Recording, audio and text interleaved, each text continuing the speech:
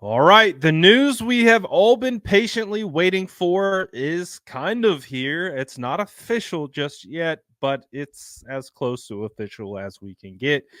And it's not the best. And that news is about 49ers defensive tackle Arik Armstead. We have been waiting to hear about what his status is going to be for this game against the Ravens. As we know, he's missed the last couple of weeks with a knee and foot/ankle injury, and that has kept him out. And we have really been hoping to get him back, especially for this game, because we know how big it is. But it's not sounding like it's trending in the right direction as he missed his second practice of the week. But we were, holding out hope that he was going to be able to practice tomorrow and potentially be able to play on Monday night. However, it does not feel that is going to be the case. We did hear from Kyle Shanahan, who joined KNBR and gave us a little bit of insight into what those injuries may entail. And while we do have some optimism for some players, like we discussed earlier in the day, talking about Javon Hargrave and Elijah Mitchell, we don't have the same tone or the same language for Arik Armstead. I'm going to let you hear directly from Kyle Shanahan on the matter, and I will let you be the judge, and we will react right on the other side. So take a listen to Kyle Shanahan on KNBR discussing injury availabilities for Arik Armstead, Javon Hargrave, and Elijah Mitchell right here. Well, plenty of offensive firepower on the field on Monday night, Kyle. Obviously, everyone wants to know the status to your most important defensive players, and Armstead and Hargrave, also Elijah Mitchell on the injury report this week. What can you tell us about all the guys who may have question marks heading into this Monday's game?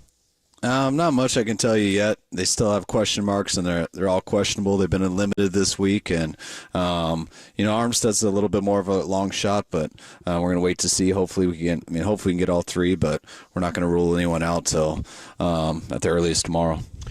Now, I guess we'll start with the good news. My interpretation of what he's saying, and obviously matching up with what we saw from Hargrave and Elijah Mitchell today at practice, is those guys are trending towards being available. So that is good news, especially Javon Hargrave. Boy, do we need him back. He has been absolutely phenomenal this year. He has been such a great addition to this defensive line, and he makes such a difference on the interior in both the run and the pass game. And with a quarterback like Lamar Jackson, who's very quick, you need a quick-footed interior defensive tackle like Javon. So to be able to get him back is huge.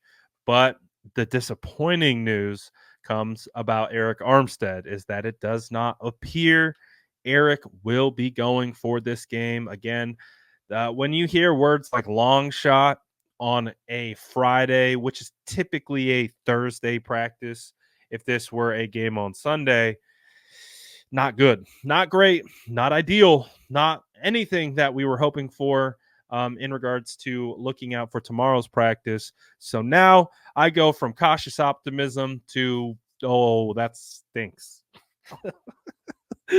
Obviously, we want Arik back. We want Arik healthy. And of course, we want him available to go. We know what his impact is to this team and what he brings to the table. So I am now officially preparing for this game on Monday without him. So maybe some miracle happens, Christmas miracle at that will change that. But I'm not going to hold my breath, and I don't think you guys should either. So not ideal, but also on top of that, I did want to share this part about how Kyle Shanahan kind of previews Lamar Jackson, because I think when we look at the Ravens offense and even the Ravens team in general, I think all eyes go towards Lamar Jackson. They all go towards how to stop Lamar, because he's kind of like that. I'm trying to think of the analogy, like as if he's a mythical creature with like multiple heads, and like you got to cut off the main one and then the rest of the body die. Like, that's probably a terrible analogy, but the point being is it really feels like if you can stop Lamar Jackson or neutralize or limit him, you can take care of this team, this game. Now, that's not discrediting the Ravens defense or what they're bringing to the table. We just know how potent Lamar Jackson can be and how dangerous he can be. And we have faith in the 49ers offense to score points. So on the flip side, can the 49ers offense stop him? Take a listen to Kyle Shanahan as he kind of talks through his thought processes about Lamar and potentially how to at least limit his impact in this game. Take a listen right here. Kyle, what's the challenge that Lamar Jackson specifically presents? I mean, mobile quarterbacks, that's always kind of a talking point whenever you guys face them. How do you feel you've done against mobile quarterbacks, this season? Every year's kind of different, and just how different is Lamar Jackson compared to even other mobile quarterbacks? Well, he's the best one. So, I mean, anytime you have a mobile quarterback, it's such a pain for everybody because it changes your rules and just how you got to do certain things. Because if you go against a mobile quarterback who they use them in the run game and you just ignore it, as people have learned over the last 20 years, it's hard to compete. You'll get exposed extremely fast. So you got to do things to change up your scheme a little bit just so you can play 11-on-11 football instead of 10-on-11. But the key is not letting it slow you down and change who you are. So you got to be able to find balance with that and pick your spots. And you can't just sit there and wait to see if he pulls it. You got to play fast. You got to go. You got to be aggressive. And, we've been up and down with it. I thought we did good against Philly early in the year. I thought actually we did good versus Arizona.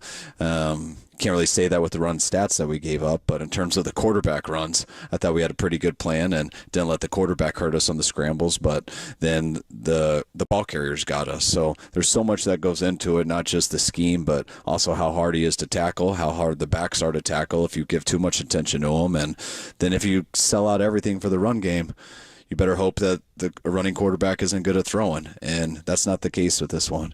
Lamar's as good as there is when throwing the ball also.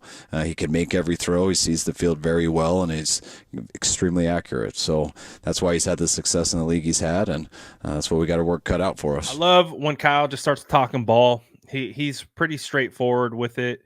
Obviously, he's not going to divulge their entire game plan. He's saying things that everyone can see. So it's really not that like he's sharing any kind of crazy scheme information. And I've seen some comments about like Bosa and Fred kind of talking about what they think. Obviously, anyone can kind of come to that conclusion that has high level football knowledge from watching and evaluating and to trying to associate how to stop them from a planning standpoint, schematic standpoint. So I don't think anything here that Kyle says is like, oh no, don't tell him our secrets. I just think it's straightforward common sense. Like, this is who he is. This is who everyone sees on tape. And this is what we have to do to neutralize him. So I thought it was some good insight from Kyle Shanahan. Again, let me know what you think about what the 49ers plan is to stop Lamar, but also let me know what you think about Arik Armstead not being available and all that kind of stuff. Let me know in the comments below. And as always, make sure to like and subscribe for more updates.